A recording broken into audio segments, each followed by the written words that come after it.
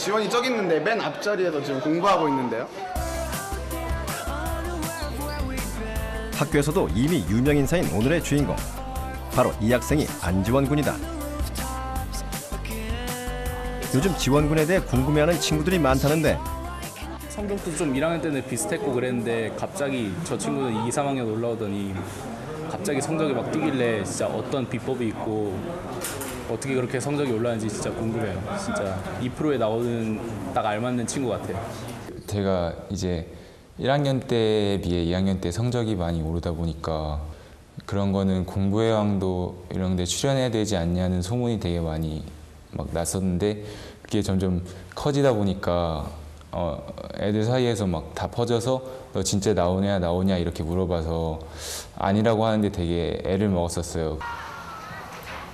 지원군을 곤란하게 한 재밌는 소문의 근원은 학교 성적에 있었다. 여기 한번 보시죠. 자, 지원이의 계열 석차 1년표를 잠깐 보시죠. 1학년 1학기에 3.15, 그 다음에 2학기에 2.96, 2학년 때 올라가서부터는 완전 상승곡선을 타게 되죠. 입학 후 학교 내 성적으로는 중위권에 머물렀던 지원군. 누구도 주목하지 않았던 성적이었지만 2학년 말 지원군의 모의고사 등수는 전교 12등, 내신은 전교 1등까지 가파르게 올랐다. 2년도 채 되기 전에 중위권에서 1등까지. 이 놀라운 변화의 시작은 중학교 3학년 가을 무렵부터였다.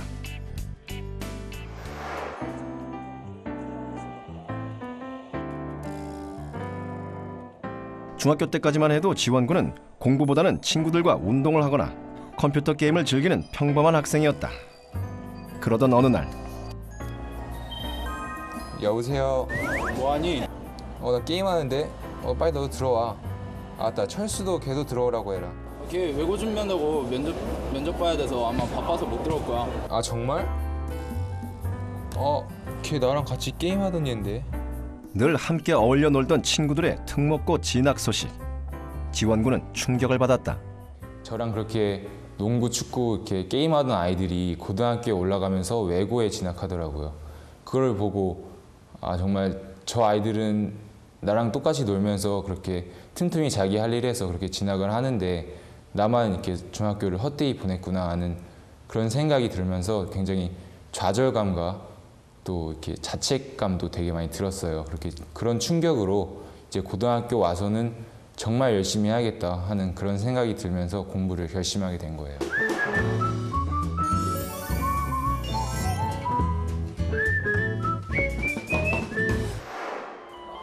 지원군의 일상을 잠시 들여다보자. 쉬는 시간, 처음 만났을 때처럼 여전히 공부를 하고 있는 지원군. 그런데 갑자기 시계를 보더니 자리를 뜬다. 무슨 일일까? 지금 11분인데 14분까지 화장실 갔다가 오려고. 쉬는 시간은 고작 10분. 그 사이에 화장실 다녀오는 시간을 굳이 재는 이유는 뭘까? 지원군은 자기가 말했던 것처럼 정말 3분 만에 자리로 돌아왔다. 지원군의 하루는 이렇게 촘촘한 시간 관리 속에서 움직이고 있었다. 저는 중학교 때 되게 준비가 안 된 상태였기 때문에 다른 아이들을 따라잡아야 하는 게 가장 급선무였거든요. 그래서 학교 가는 시간, 또 화장실 가는 시간, 쉬는 시간 빠지지 않고 모든 자투리 시간을 모두 제 시간으로 잡아서 그런 걸 다 공부를 해야 했어요. 그래서 공부 처음 시작할 때부터 이제 짜투리 시간을 되게 잘 이용하면서 그렇게 부족한 부분을 보완해 나갔던 것 같아요.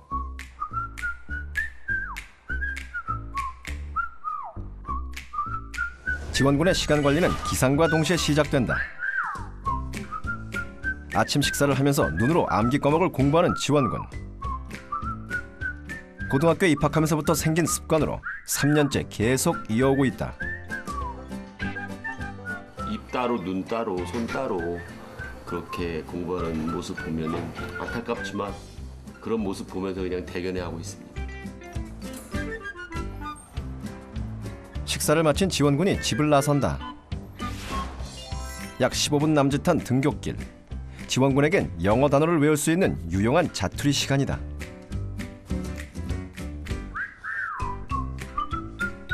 지원군이 학교에 도착하는 시간은 오전 7시.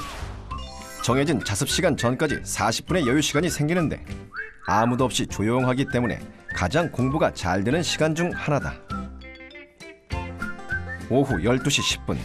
점심시간이 되면 지원군은 친구들과 급식실로 가는 대신 집에서 싸운 도시락을 들고 자습실로 향한다. 급식 먹으면 시간도 오래 걸리기도 하고 또 급식 먹으면서 아이들이랑 같이 얘기하기 때문에 급식 먹는 걸로 끝나는 게 아니라 수다로 이어지더라고요. 그래서 이제는 도시락 싸와서 혼자 여기서 시간 절약하면서 먹고 있어요. 야간 자율학습을 마치고 집으로 돌아온 지원군. 집에 왔다고 해서 공부가 끝난 것이 아니다. 지원군은 학교 자습실 분위기로 꾸민 공부방에서 30분간 마무리 공부를 한다.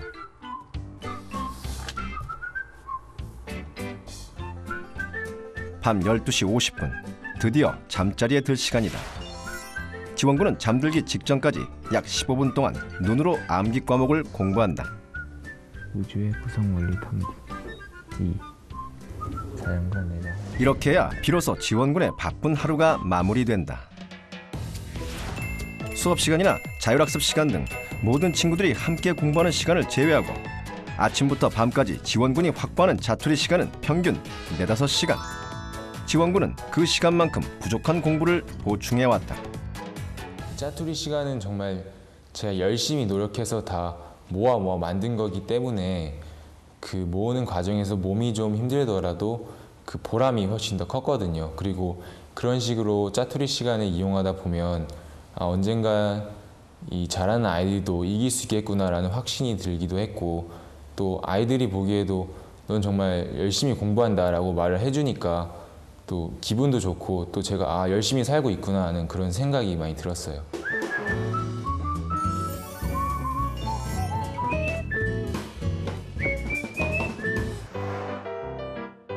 수험생들의 가장 큰 고충 중 하나는 공부를 방해하는 여러 가지 유혹들이다. 지원군 역시 수많은 유혹을 떨쳐내는 것이 고민이었다. 집에 오면 유혹거리가 되게 많더라고요.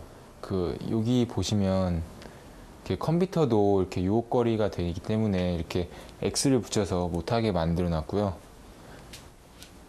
여기서 보시면 TV도 많이 보거든요. 집에 오면. 그래서 아예 X로 못 보게 만들어 놨어요. 여기 이렇게 의자가 있는데 되게 앉으면 막 이렇게 흔들리면서 막 편해서 막 자거든요. 막 이렇게. 그래서 이렇게 집에 와서 여기 앉으면 자버리니까 여기도 이렇게 안지원 사용 금지라 이렇게 붙여놨어요. 마음을 움직이는 건 그리 거창한 것이 아니다. 작은 메모지 한 장으로도 얼마든지 자신의 의지를 상기시킬 수 있다. 저 자신은 유혹에 약하다는 걸 정말 많이 알고 있거든요. 제가 조금만 풀어지면 정말 얼마나 비참한 인간이 되는지를 알고 있기 때문에 더 유혹에 빠지지 않기 위해 열심히 노력했고 또 방법도 많이 찾아봤던 것 같아요. 자신의 의지로는 컴퓨터의 유혹에서 쉽게 벗어날 수 없다는 걸 깨달은 지원군. 지원군에겐 프로그램을 삭제하는 것뿐만 아니라 좀 더 강력한 제재가 필요했다. 누나, 왜? 나 이것 좀 잠가줘. 누나 이거 한번 잠금하면 너 다시 안 풀어줄 거야. 알았어. 괜찮아. 존재만으로도 커다란 유혹이 되는 컴퓨터. 누나는 지원군이 아예 컴퓨터를 켜지 못하도록 비밀번호를 설정했다. 덕분에 지원군은 반강제적으로나마 컴퓨터의 유혹에서 벗어날 수 있었다. 유혹을 이길 자신이 없다면 아예 원천적으로 차단하라. 그것이 지원군이 유혹을 이겨내는 한 가지 방법이었다.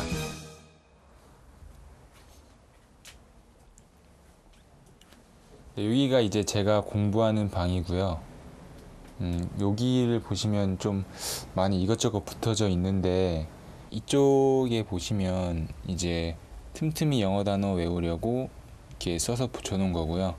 위쪽으로 가보시면 공부 시작하기 전에 자극받고 열심히 하려고 그런 거 붙여놓은 거고 게임이나 그런 걸 못하게 된다고 해서 바로 공부가 되는 건 아니에요. 왜냐하면 잡생각이 들기도 하고 쉬고 싶기도 하거든요. 그럴 때마다 저를 잡아준 문장들이 바로 이거예요. 이 두 문장은 어떻게 해서 생겨나게 된 것일까?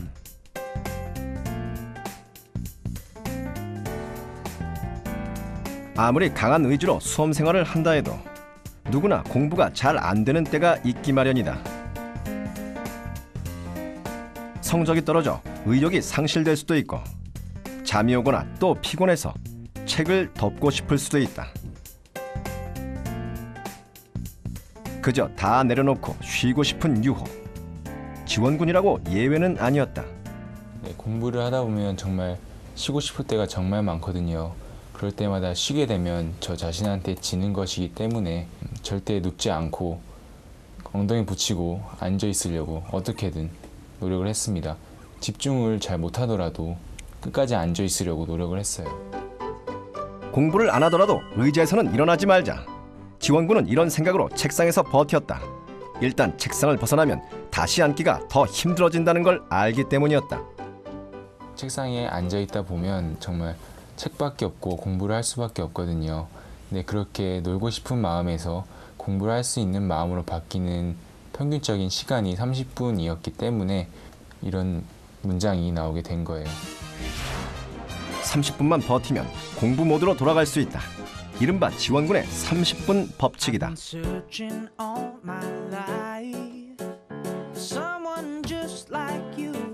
그러나 때론 이 30분의 법칙조차 통하지 않을 때가 있다. 몸과 마음이 지치고 힘들 때, 그럴 때면 지원군은 작은 노트에 일기를 쓰면서 마음을 다독였다. 공부를 하다 보면 정말 힘들 때가 많은데 일기를 쓰면 자신을 반성하게도 되고 또 공부를 지속할 수 있는 힘도 생기더라고요. 그래서 지금 쉴 때가 아니구나, 좀 더 열심히 해야 되겠구나 하고 공부를 지속할 수 있었어요. 나를 가장 잘 아는 건 내 자신이다. 때문에 스스로 다독이고 격려하는 건 그 무엇보다 큰 힘이 된다. 유혹을 이기기 위한 지원군의 노력을 단적으로 보여주는 물건이 하나 있는데 바로 독서실 책상이다. 집중이 안 될 때 지원군은 이 작은 책상에 앉는다. 이곳에 앉으면 처음 공부하기로 마음먹었을 때의 의지를 기억할 수 있기 때문이다. 아빠, 제가 학교에서 공부를 계속 하다가 집에를 들어오는데 공부의 연속이 좀 끊어지는 것 같은데 학교에는 독서실 책상 같은 게 있어서 그쪽에서 공부할 땐 집중력이 잘 되는데 집에 와보면 자기 책상이든 이런 평면적인 공간에서 공부를 하다 보니까 자꾸 집중력을 잃어가는 것 같습니다. 저 똑같은 독서실 책상 학교에 있는 거랑 한번 같이 좀 사주세요. 지금도 제가 저 독서실 책상을 보면 그 지원이가 공부를 집에 와서도 단절되지 않고 꾸준히 공부를 하고 싶었다는 생각이 있었다는 그 증거물 같아요. 그래서 저 볼 때마다 좀 뿌듯합니다.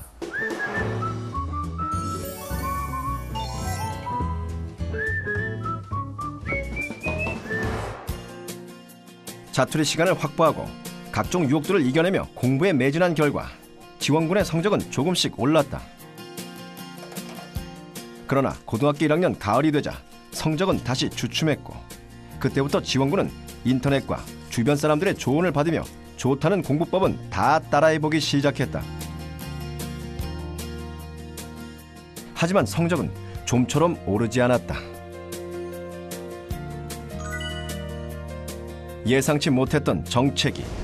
지원군은 이제 단순히 양이나 노력으로 승부하는 수준을 넘어 자신만의 새로운 공부법이 필요하다는 것을 깨달았다. 정말 열심히 노력했기 때문에 성적이 점점 오르기 시작했어요. 하지만 제가 한 노력에 비해서 그 결과가 기대한 만큼은 나오지가 않더라고요. 그래서 그때부터 정말 노력은 열심히 하지만 양만으로는 안 되는구나 하면서 어떻게 공부해야 되는지 그런 방법을 좀 더 새로운 방법이 필요하다고 생각을 했어요. 아직 자기만의 공부법을 찾지 못한 채 막연히 공부를 이어가던 지원군. 그러던 어느 날 언어 영역을 공부하다 낯익은 문제 하나를 발견했다. 이 문제 어디서 본 것 같은데. 지원군의 기억은 맞았다. 게다가 같은 문제를 똑같은 오답으로 틀렸다는 걸 알고 작은 충격을 받았다.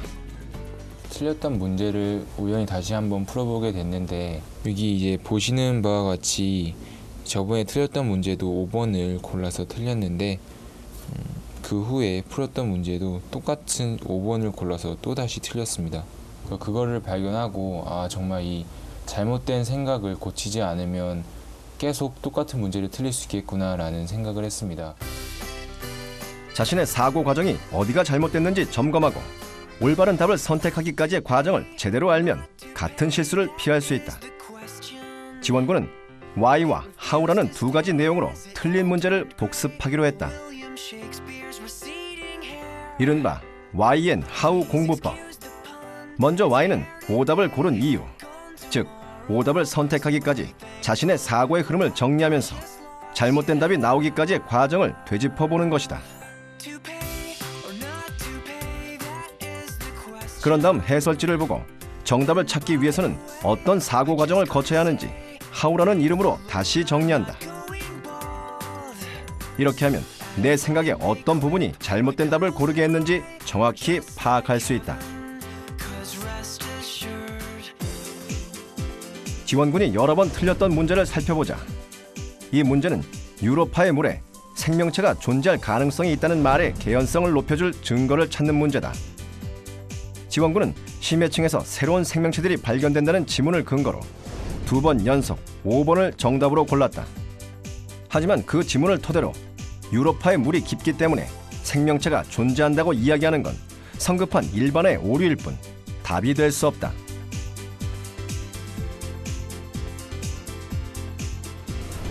중요한 건 심해층에 생명체가 존재하는 근본적인 이유가 지각 활동이라는 점이다. 따라서 유로파가 지각 활동을 하고 있다고 한 2번이 정답이 된다. 지원군은 이런 Why, How 공부법으로 자신의 잘못된 사고를 바로잡아 나갔다.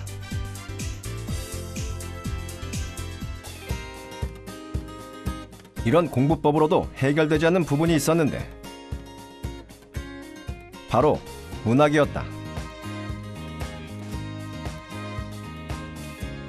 문학 문제는 사고 과정의 문제보다는 지문이나 보기, 문제에 등장하는 각종 개념어들을 헷갈려서 답을 틀리는 경우가 많기 때문이다.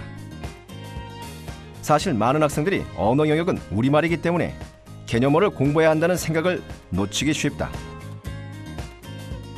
하지만 이런 개념어들을 제대로 알지 못하면 출제자의 의도를 정확하게 파악하지 못해 문제를 틀리기 쉽다. 그래서 지원군은 어떤 개념어를 몰라서 틀렸는지 Why에 정리하고 전자사전으로 찾은 개념어의 정확한 정의를 How로 정리하면서 몰랐던 개념어들을 정확히 인지시켰다. 문학 같은 경우에는 사고 과정을 잘못해서 틀린 적도 있었지만 개념어를 몰라서 틀리는 경우가 많았어요. 2번 같은 경우에는 제가 이 4번에 의문형 어미라는 표현을 헷갈려서 틀렸거든요. 근데 사전을 통해서 찾아보면 의문형 어미가 뭐뭐 느냐, 니은 가 따위가 붙은 것을 활용한 것이라고 본다라고 나와 있어요. 이런 식으로 이거 사전에서 찾아봐서 알고 들어가면 가 같은 경우에는 느냐에 활용을 했기 때문에 의문형 어미를 활용한 것으로 볼 수 있지만 이 제가 헷갈렸던 몰라 같은 경우에는 느냐를 활용한 것이 아니기 때문에 의문형 어미를 활용한 걸로 볼 수 없다는 걸 알 수 있어요.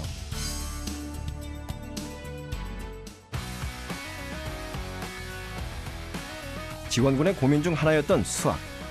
실수로 틀리거나 시간이 부족한 경우가 허다했기 때문에 스스로 부족한 과목이라고 여겼다.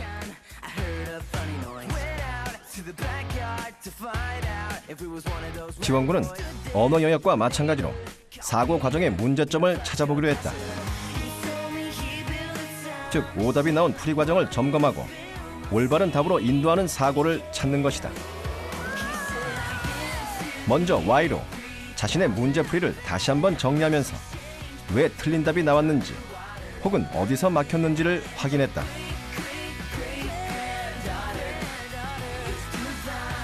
그리고 나서 해설지를 확인하면서 자신의 사고 과정과 꼼꼼히 비교하며 올바른 풀이를 How에 정리했다. 이렇게 사고의 오류를 수정하는 과정을 통해 자연스럽게 제대로 된 사고를 하는 훈련이 된 것이다. 처음에는 그냥 올바른 풀이 방법만 적었는데 이렇게 Why, How를 통해서 Why에 내가 어떤 사고 과정이 잘못됐는지를 적음으로써 인해 다음에 풀 때는 그런 잘못된 사고 과정으로 빠지지 않게 예방할 수 있었고 또 이렇게 함으로써 다음에 이런 문제를 또 만났을 때 정확하게 풀 수 있는 그런 자신감도 생겼습니다. 해답지만으로 사고의 문제점을 파악하기 힘들 때는 선생님을 적극적으로 활용했다.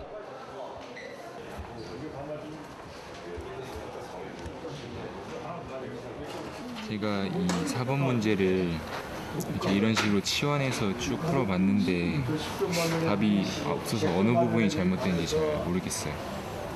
이거 문제를 이제 치환하고 나서 네.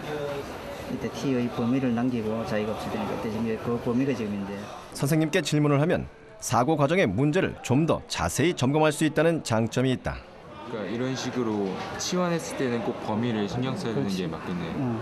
다른 학생들은 이제 질문할 경우에는 그 문제 처음부터 끝까지 다 질문하지만 이제 지원이 같은 경우에는 이제 풀이 과정을 상세하게 적어와서 어떤 부분이 잘못돼서 이런 결과가 나왔는지 그걸 물어보기 때문에 잘못된 부분에 대해서만 제가 지적을 하기 때문에 아무래도 기억에 좀 더 오래 남고 또 자기 공부하는 데 많은 도움이 될 수가 있습니다. 지원군의 또 다른 고민은 바로 문제풀이 과정에서의 실수였다. 개념을 몰라서 틀리는 것이 아니라 순전히 실수로 틀리는 문제들이 종종 있었던 것이다.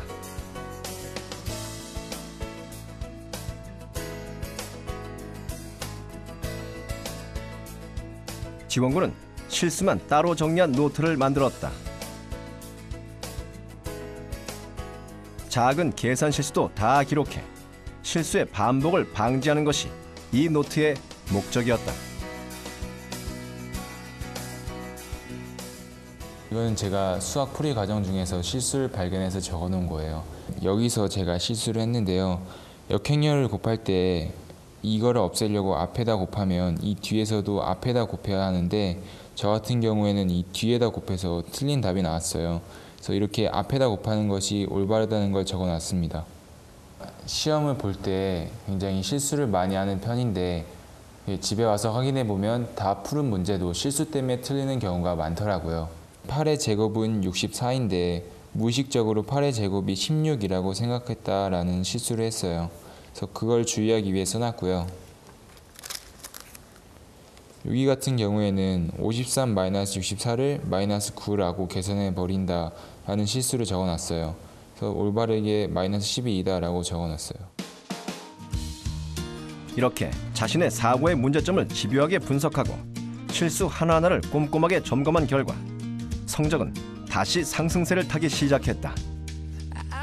끊임없는 자기 확인과 노력으로 지원군은 2학년 말 드디어 꿈에 그리던 전교 1등이라는 목표를 이루었다. 처음에는 진짜 안 믿어가지고 진짜 아닐 거라고 그날은 이렇게 쭉 되게 학교에 있을 동안 정말 못 믿었거든요. 딱 그거를 들었을 때 이제 1학년 때 와서 정말 열등감도 많고 또 낯선 곳에서 아이들 친구들도 없고 그런 상황에서 정말 열심히 공부했던 그런 기억이 나면서 약간의 힘들었던 기억이 이렇게 스치더라고요. 그러면서 약간 울컥하는 그런 느낌도 있었고 정말 그랬습니다.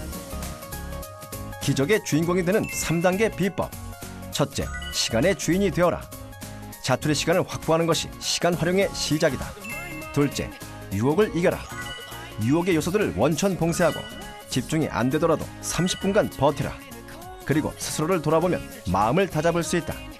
셋째, 잘못된 사고를 고쳐라. 틀린 답을 유추한 잘못된 사고를 점검하고 맞는 답으로 가는 올바른 사고를 확인하면 된다.